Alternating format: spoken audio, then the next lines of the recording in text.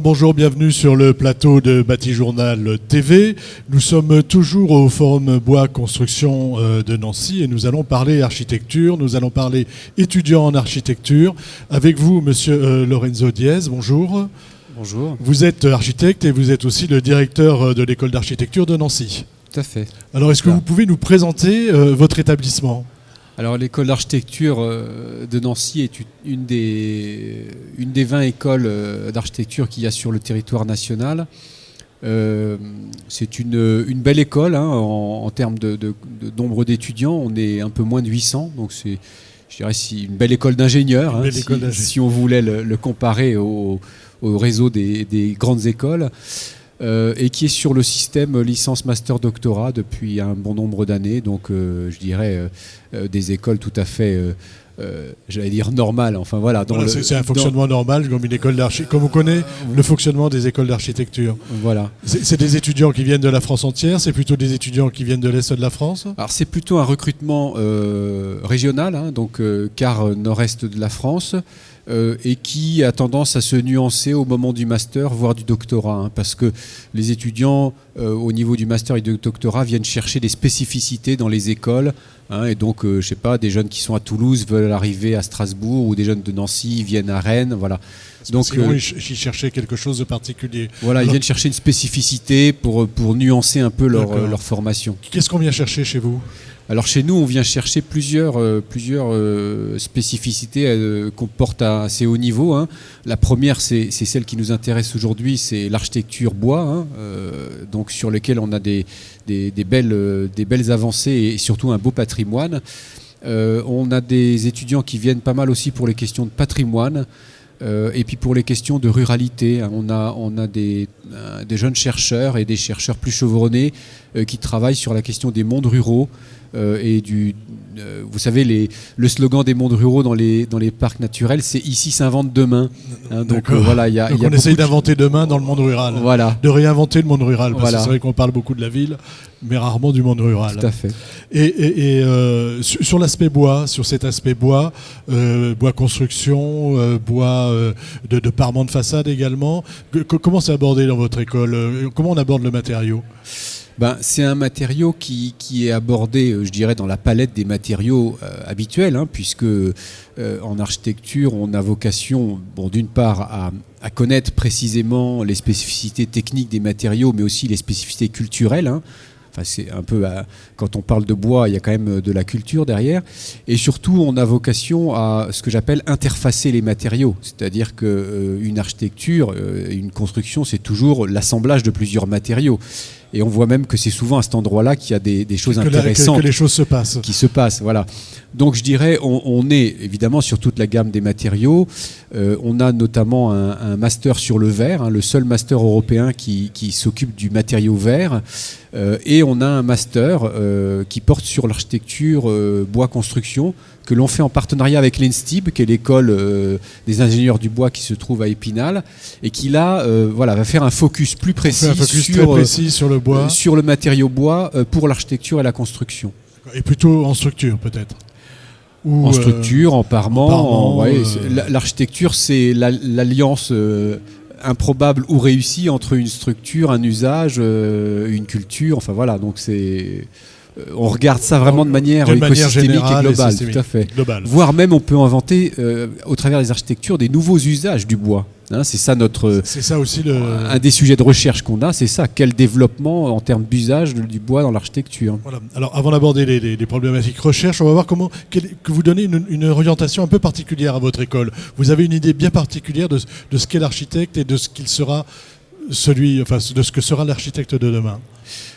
Oui, en fait, l'orientation qu'on donne, si vous voulez, c'est vraiment une orientation économique. l'architecte, acteur de l'économie de la filière de l'architecture et de la construction. Et quand on veut faire ça, on voit bien que si on veut se démarquer, être compétitif, il faut s'engager dans des dispositifs de recherche. Ce que font toutes les autres entreprises, les industriels font de la R&D, de la RDI maintenant. Vous dites aux architectes, soyez des vrais entrepreneurs, créez des entreprises et par le biais de ces entreprises, faites de la recherche et du développement, c'est ça? Tout à fait, oui. C'est ce que font déjà les architectes. Ils sont créateurs d'entreprises, ils sont entrepreneurs. Mais allez peut-être un peu plus loin. Il faut aller plus loin, voilà. Et comment va-t-on plus loin? Alors, qu'est-ce que vous leur dites pour aller plus loin? Il faut aller plus loin tout simplement en allant chercher les dispositifs de droit commun en termes de recherche qui existent, les crédits impôt recherche, les crédits impôt innovation, les contrats CIFRE, vous savez qui sont ces contrats de recherche et de formation en entreprise pour accueillir des doctorants.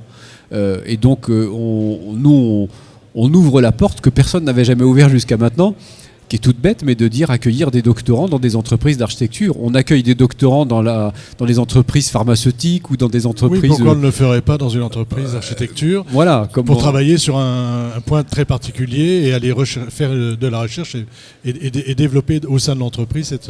Tout à fait. Je vous donne un exemple. C'est ça, je vous donne un exemple très concret. Vous voyez, ce matin, pas plus tard que ce matin, je rencontrais une belle agence d'architecture là, de la place, qui est une agence qui marche bien, qui est sur un sujet particulier de rénovation d'un immeuble grande hauteur des années 70. Immeuble grande hauteur qui est label patrimoine 20e, qui a une qualité architecturale, qui a une valeur patrimoniale, mais qui a des vraies problématiques, je dirais, énergétiques, et qu'il va falloir surélever. Donc là, il y a l'alliance entre le côté culturel de l'architecture et le côté technique de l'architecture. Donc on est en train de monter ensemble l'idée de recruter un doctorant qui travaillerait sur ce sujet spécifique. Sur ce sujet spécifique du mariage. Qui est un sujet vraiment complexe, sur lequel on n'a pas vraiment de connaissances, de compétences. Voilà. Et l'intérêt, c'est que le doctorant fait une thèse, il fait avancer les savoirs, et derrière, ça nous sert pour les écoles. De toute façon, si j'ai bien compris, la recherche et développement au sein de votre école, c'est quelque chose que vous jugez de très important. C'est pour moi la clé du développement demain. Qu'est-ce que vous mettez en place, par exemple ? Alors on a mis en place une initiative à l'échelle régionale qui fédère les 3 écoles d'architecture de la région Grand Est. L'ensemble des architectes et des agences d'architecture, des industriels, des élus. On a fabriqué une sorte de cluster régional qui a vocation à accélérer les rencontres entre les laboratoires, les entreprises d'architecture et les doctorants, pour que très vite monte en puissance le système. Et ça, c'est une initiative qu'on a lancée qui s'appelle Région Architecture et qui vise à dire l'architecture peut devenir, dans une politique régionale, un levier de développement, de compétitivité de la région. Voilà, levier de développement, de compétitivité, c'est toujours cet aspect à la fois recherche-développement et économique. Tout à fait, tout à fait. Un autre exemple peut-être ? Un autre exemple, parce qu'on ne s'arrête pas là. Là, plutôt côté école d'architecture, c'est qu'on vient d'obtenir un label pour une chaire de recherche qui s'appelle Architecture, bois, construction du patrimoine numérique. Ça fait partie d'un appel à projet du ministère de la Culture qui a labellisé 5 chaires de recherche en France dans plusieurs écoles.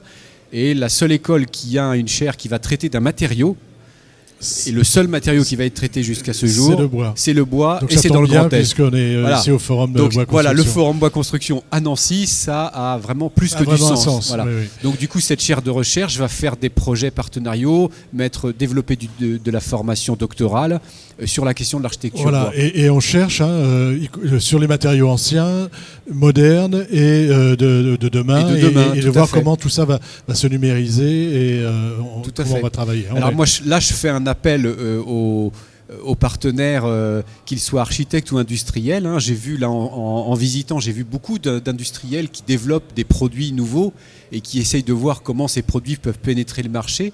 je leur fais un appel très clair. Venez, rejoignez-nous l'initiative, parce qu'on travaillera justement la pénétration intelligente ou efficiente de ces produits, voire même on co-inventera des solutions et des produits ensemble. C'est ça l'idée. C'est ça l'idée, c'est ça le but du jeu, et c'est de faciliter la construction et de favoriser une architecture... une architecture à haute valeur d'usage pour l'habitant, parce que je crois qu'il ne faut pas perdre ça. Le meilleur vecteur de développement économique, c'est la satisfaction de l'habitant. Et aujourd'hui, on a encore, à mon avis, une marge à gagner vis-à-vis de l'habitant, notamment en diversification de produits. Aujourd'hui, on a des produits architecturaux qui sont extrêmement monotones, je dirais. Donc là-dessus, on a besoin d'innovation, et on aurait besoin d'innovation avec les industriels pour inventer l'AMI immeuble à vivre bois. C'est une superbe opportunité. C'est justement l'idée d'inventer des nouveaux espaces à vivre. Donc on nouveaux est espaces à vivre avec le bois et en allant faire de la recherche et du développement. Je me dépêche un petit peu parce qu'on arrive au terme de notre échange. On va avoir tout à l'heure les étudiants autour de cette table de l'école de Nancy qui vont nous parler du travail qu'ils ont réalisé pour le forum. Oui. Est-ce que vous pouvez nous en dire un petit mot en forme de conclusion ? En forme de conclusion, ce qu'on a essayé de montrer dans le hall 3, j'invite tous les participants à aller visiter ce hall 3, on a essayé de montrer finalement toute la gamme depuis la première année de licence jusqu'à la dernière année de doctorat de ce que peut faire une école d'architecture qui s'intéresse aux matériaux bois. Mais on montre aussi derrière les professionnels qui travaillent sur ce sujet, donc avec les architectes. Voilà, donc... Et l'intérêt, c'est que c'est démonstratif, c'est-à-dire qu'on voit concrètement... C'est de voir les choses, on voit les maquettes, on voit comment ils ont travaillé, on peut les toucher. Mais écoutez, Lorenzo Diez, merci d'être venu sur le plateau de Batijournal TV. Cet entretien est à retrouver sur le site de Batijournal TV et sur le site de notre partenaire, France Bois Forêt. Merci à vous d'être venu jusque-là. À bientôt.